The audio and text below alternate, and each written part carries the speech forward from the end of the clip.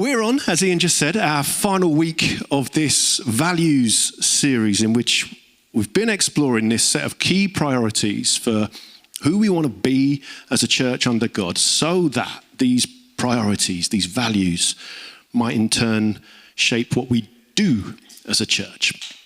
And as always, do feel free to catch up online with previous weeks that you might have missed, because there's some crossover with each of them. But for now, as we conclude things, our final value to explore this morning is this one: generosity. Generosity. So what is generosity?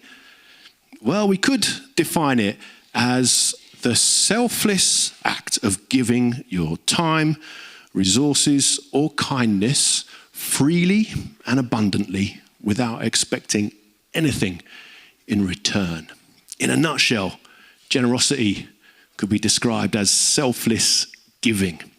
Not giving because we might get something back, but rather it's the act of giving simply because we can and because we care. So generosity, this selfless giving, it's therefore a gift, freely given and freely received. Now, we often tend to think of generosity in terms of money and financial giving, and we're going to look at that for a bit this morning. But generosity is also demonstrated by the way we speak about others, how we relate to them, how we view them. Are we being generous with our words, our opinions, or are we being narrow-minded, perhaps? And we'll spend some time looking at that as well. Indeed, in the breadth of ways that we could consider generosity, I'd like to suggest that it's going to be helpful to have in mind two different but competing ways of looking at the world. Seeing it either as a place of scarcity or as a place of abundance. So, a scarcity worldview says that there may not be enough to go round because there is no one, certainly no good God, ultimately providing for us. That means resources are limited, scarce even. And so unless we accumulate more than we currently need, we're placing ourselves and our future in danger. What's more, we therefore need to protect what we do have emotionally, practically, for fear of it being taken from us or running out. And so a scarcity worldview can lead to feelings of anxiety and worry, fear, and probably greed as we seek to protect and build up what we've got at all costs. That's a scarcity mindset, a way of looking at the world. In contrast, an abundance worldview says that there is enough to go round because there is someone who is ultimately providing for us, a generous, benevolent God. Resources may sometimes seem limited, but this is because people hoard out of fear or greed rather than trusting in the provider to supply enough for everyone to have what everyone needs. An abundance worldview therefore sees this life and this world as a gift to be enjoyed rather than exploited. And seeing life in terms of abundance can lead to feelings of gratitude and contentment, trust and generosity as we seek to meet the needs of others by sharing all that has been entrusted into our care. So, two attitudes, two worldviews, two very different ways of seeing the world. Scarcity versus abundance. But ones which I imagine, I think we can probably recognize those. Indeed, the scarcity view is probably the dominant one in our world today. It drives so much of our economic and political and social life, but it leads often to crime and violence, war and corruption, insecurity and loneliness. However, the abundance view, that there is more than enough to go round because we're living in a world gifted to us by a loving, generous God, that is a dominant view of life that we see writ large through so much of the Bible and most clearly in the life of Jesus. You see, although the earth is the Lord's and everything in it, the world and all who live in it, God has given us this world, entrusted this world, his world, to us. And as we all work and take care of it, we're invited to enjoy both its beauty and its bounty, the gift of life and the gift of living.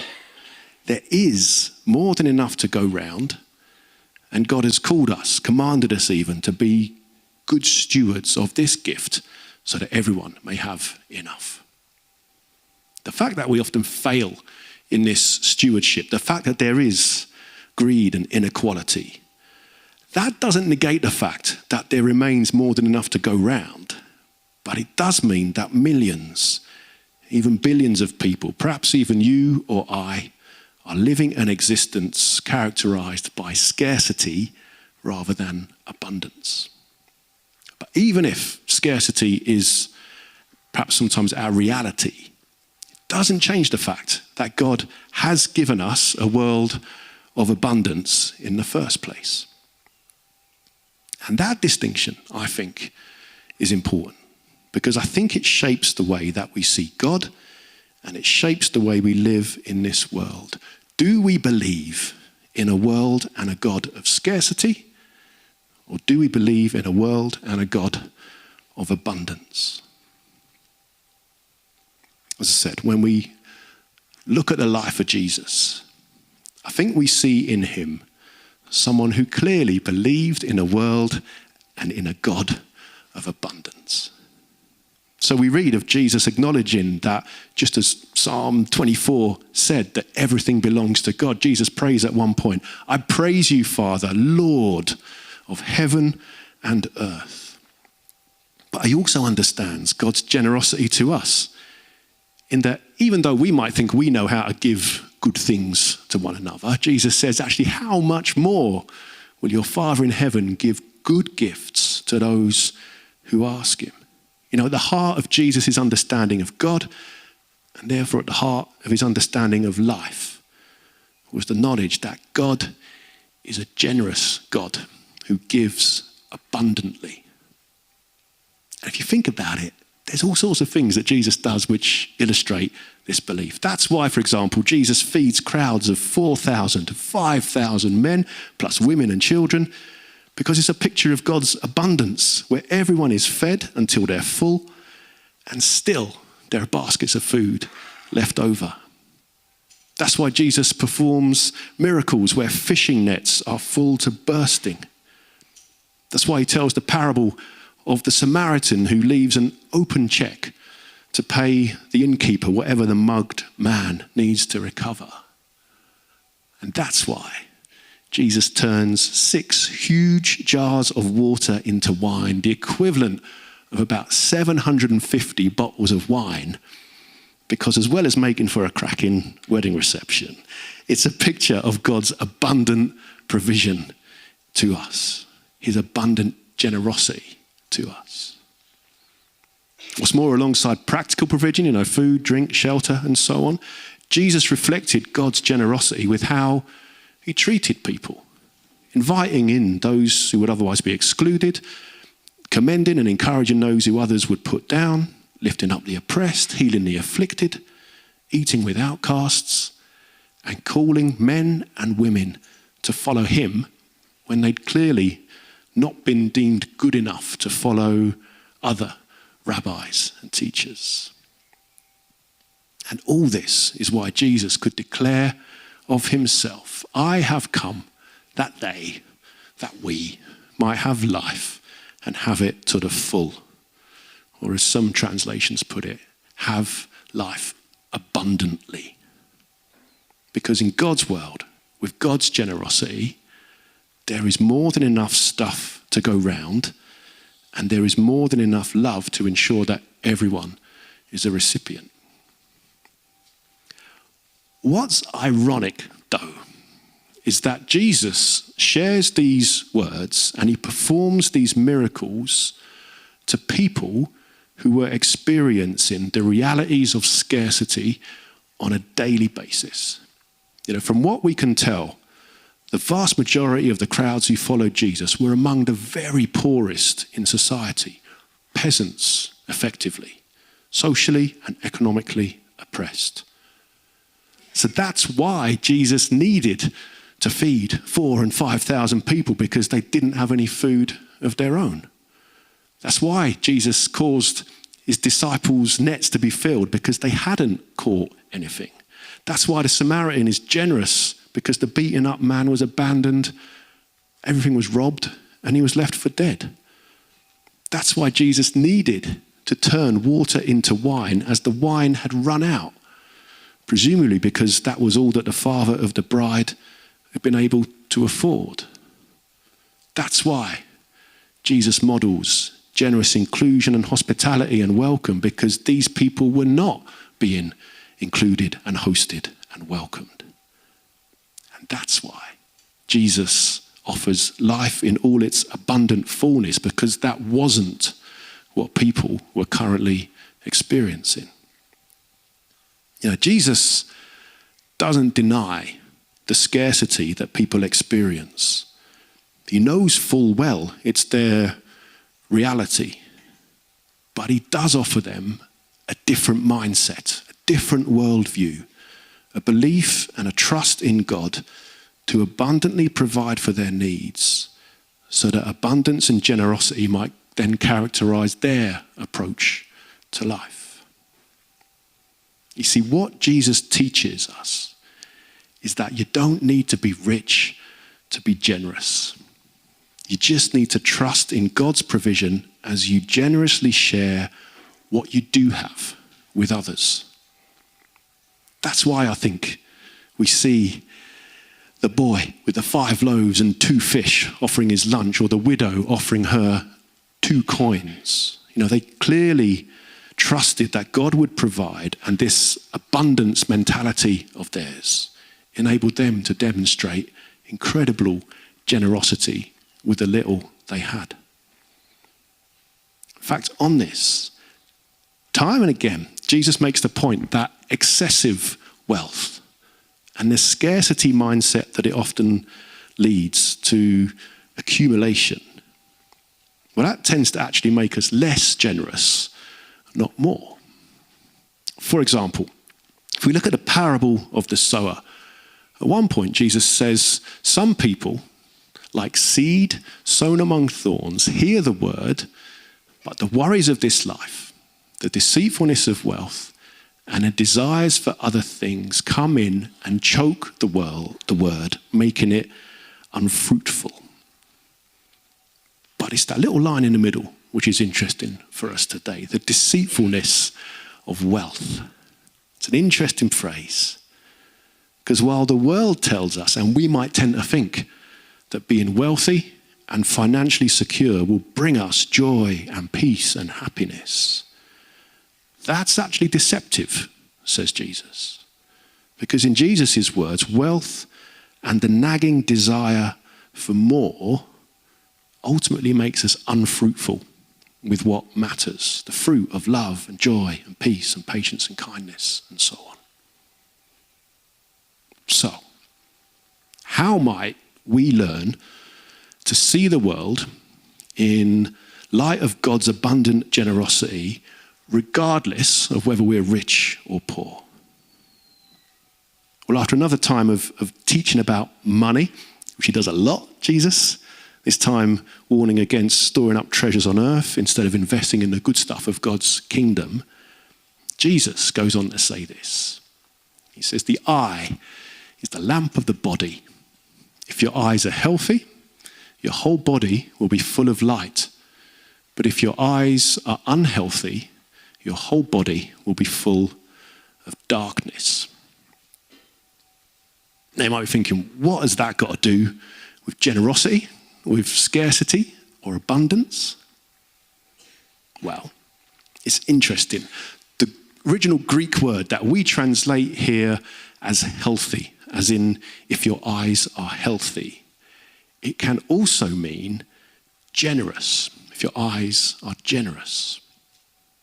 So, if our eyes recognize the needs of others as opportunities to be generous, if we see need and try and meet it, if our eyes, in other words, see the world as a place of abundance, then our whole lives will feel lighter because we're more able to trust in God's abundant provision than allow a fear of scarcity to stop us from giving freely.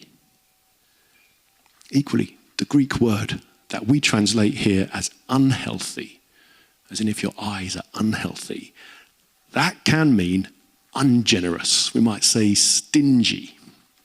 And so it follows, if we respond to the needs of others with stinginess, if our eyes see the world as a place of scarcity that we need to protect, then our life will feel darker, less peaceful, more afraid, because we've chosen not to trust in God's abundant provision, but to instead hold tightly to what we've got for fear of losing it. I guess in all of this, as with so much of what Jesus taught, the bottom line is, do we trust God or not? Do we believe that God and this life he's given us is one of abundance or one of scarcity? Soon after these verses, Jesus says, "Therefore I tell you, do not worry about your life, what you will eat or drink, or about your body, what you will wear. But seek first his kingdom and his righteousness, and all these things will be given to you as well." The reason Jesus can tell us not to worry is because he knows that we can trust God. He's not head in the clouds kind of cuckoo thinking here. It's not naive or wishful thinking.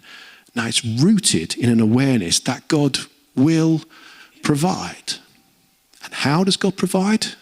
As Jesus says, by us seeking his kingdom. What does that look like? Well, it's as we've been looking at over all these weeks. It's about being humble, kind, inclusive, living with integrity. But perhaps most of all in this context, it's about being open with God, and perhaps of significant importance here is the need to be open with other people within our church community so that if we are struggling, if we are in need, then we say so. We're open about that because we trust that God will provide for us through the kindness and generosity of others who also believe in a God of abundance, not scarcity. Needs are met when we are open about what we need. I've lost count, if I'm honest, of the number of people who we as a church have been able to quietly, practically help over the years. And I say that not to brag, it's just the opposite. It's a testimony to God's goodness in the way that he's been able to abundantly provide for people's needs. And so if you, as you sit here, if you're thinking, I am currently in need, then please come and have a chat with us and we will do all we can to help, because that's simply what we're here to do. And it's a value that we aspire to fulfill. How can we not be generous as a church if we say we believe in a generous God who abundantly gives us all we need? And that, I would suggest, is where this comes in. Our giving, your giving, my giving to God through St. John's. I could stand here and make an appeal this morning. I could stand here and ask us to give generously because we need your money to do what we do and to keep being able to hopefully be generous with those who we meet. We are a charity, so everything we provide, from the cans in the fridge to the chairs we sit on, the food and funds we give away, the staff we employ, or the toilet rolls in the loos, it's all paid for by your giving and my giving. And so I could say, look, we're actually losing money at the moment as a church, which we are. We're not breaking even at the moment. So in order to continue to do what we do, We need people to give. But while that would be true, actually that's not what I want to say this morning. Instead, given that we trust in a God who has abundantly given us everything, and all we have is God's anyway, my question or my comment really is, why wouldn't we want to give to our shared church life from which I hope we will benefit, and church life which is hopefully being a blessing to this community and beyond? If your heart is here, why wouldn't you want to invest your treasure here? If you're grateful to God for this place and these people, why wouldn't you want to give generously so that it can continue to develop and grow, just as those who've come in the century and more before us in this place have given in ways that are now benefiting us? It's not about how much you give. You'll know what amount that might be given your own personal circumstances. But I simply encourage you to give, just as we as a family do, because I can't honestly think of a better way to invest in what God is doing in our community than through the ministry and the mission that I see going on here as this local church, a church in which we're all doing our best to play our part. Practically, full details of how to give, they're on this week's newsletter, whether that's in cash or at the card machine, or best of all, set up as a regular standing order. And if you're a taxpayer, as a charity, we can claim back the tax on every donation you make. All you need to do is fill in a simple form and we can do the rest. And just as openness is one of our values, so we aim to be completely open about our accounts, what we get in and how it's used. And the PCC, or the elected trustees of the church, of this charity, I know because I'm in the meetings. They're both prayerful and they're prudent with how we manage our money. So if you've got any questions or you want to know more, please just come and speak to me, speak to Jay, our treasurer, speak to Marie in the office, and feel free, if you're a numbers person, to check out our recent annual meeting on YouTube, and the accounts are online, which includes a full financial report. So that's giving. But just for the last few minutes on generosity, I don't want to leave it there. I want to move on to thinking about what it means to be generous, not just with our money and our giving, but also with the way that we treat those around us. Indeed, if we go back to that definition of generosity from earlier, it is the selfless act of giving your time, resources, or kindness freely and abundantly without expecting anything in return. Giving kindness freely or abundantly. So what might that look like in practice? Well, psychologists talk about something called generous interpretation in how we treat ourselves compared to how we treat others. So, for example, I don't know what some of your sort of pet hates are in life, but if someone is running really late for a meeting, for example, we might tend to think of them as rude, disorganized, unreliable, chaotic, all negative ways in which we might attribute their behavior to flaws in their character. We might say, they're always late. That's who they are. But if we are running late for a meeting, we might tend to blame our lateness, not on our character, but on our circumstances. The car wouldn't start. We got stuck in traffic. We had to sort the kids out. I just lost track of time. Those kind of things. So with ourselves, we tend to blame our circumstances. With others, we tend to blame their character. However, blaming someone's lateness, say on their circumstances rather than their character, is what's called a generous interpretation. Since we're choosing to give them the benefit of the doubt, but more importantly, we're choosing to understand and empathize with their situation in the same way we would with our own. It could happen to us. We could be just as late, and we know how it feels. And that means we're more likely to treat that person not with judgment, but with compassion and kindness rather than criticism. You know, this generous interpretation, it chooses to assume, in the words of Brené Brown, who I like, we are all doing the best we can with the tools we have. So it's about choosing curiosity over judgment, in that we want to find out what's really going on in someone's life, you know, the reasons why they might have been running late, rather than jumping to harsh judgments. You know, in essence, it's about doing what Jesus said, loving our neighbour as ourselves. That's rooted in empathy, treating people with the same generosity with which we would hope to be treated. As we've said before, it's always safe to assume that there is more going on in someone's life than we could possibly know about. So generosity means being slow to anger and rich in love in the same way God is with us. And so in a community like ours, whenever someone does begin to wind us up a bit, which I know happens from time to time, when someone does wind us up, or we find we're losing patience or compassion for someone, having a value of generosity means perhaps taking a moment to ask God to help us cut them some slack, or the same slack that we might cut ourselves, and choose to view their circumstances with compassion rather than judge their character with criticism. Having a value of generosity means exploring ways in which we might be able to offer help or company or care to someone else, either with our money, our time, or our kindness.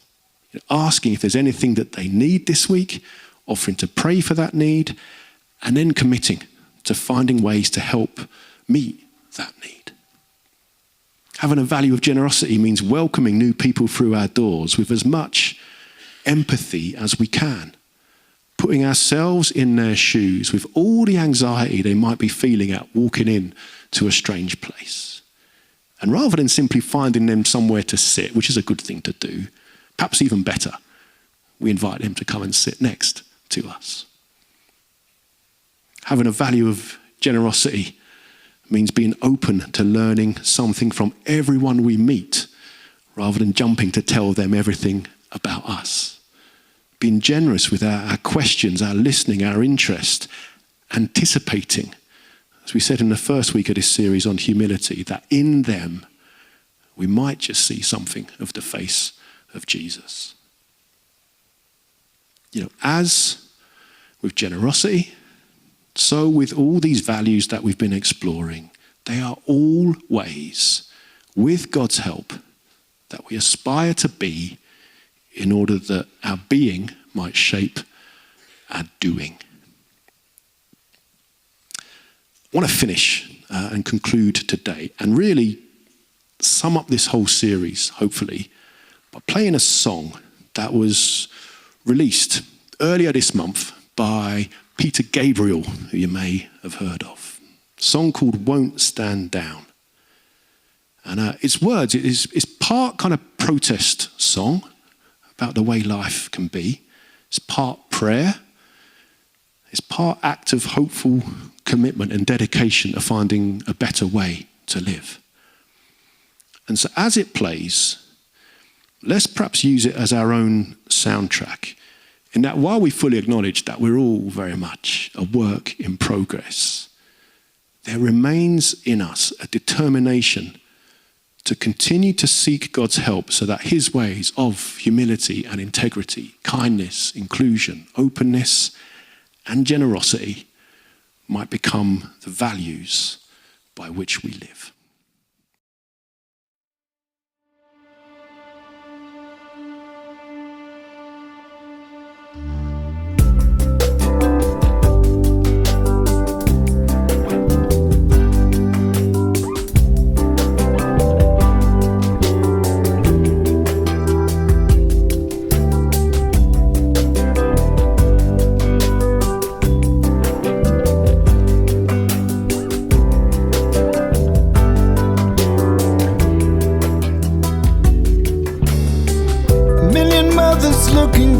but they're all looking out ahead. In the haze they can make out a planet, alive or was it dead? Moving out in so many directions, the inhabitants have lost their nerve, and the servants of the people have forgotten how to serve. This is not the way we wanna live, it's not the way it has to be. This is not the way we wanna live, it's not the way it has to be. But we won't stand down till there's something better showing on the ground. No, we won't stand down till the job is done.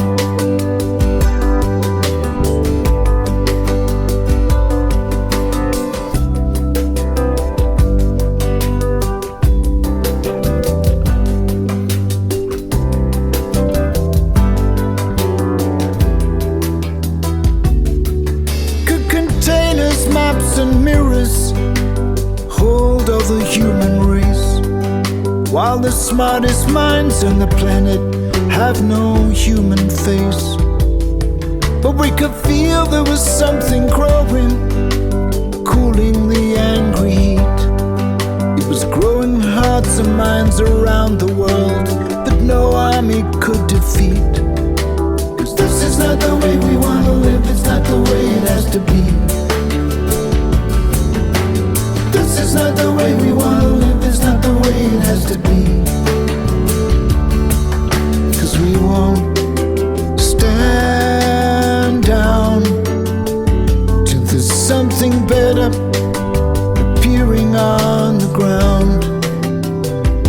No, we won't stand down till the job is done. The job is done. No, we won't stand down till we have something solid, solid on the ground. No, we won't stand down till the job is done. The job is done.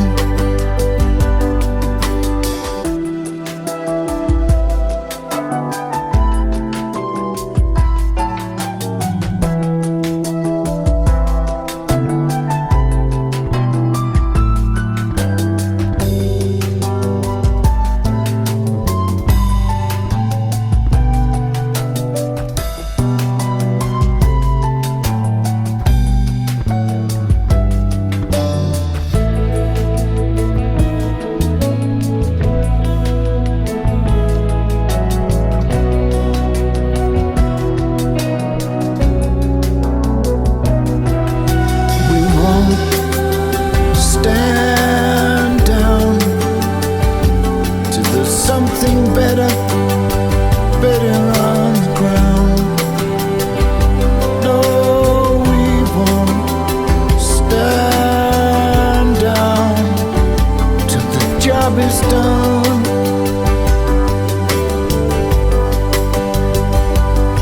I said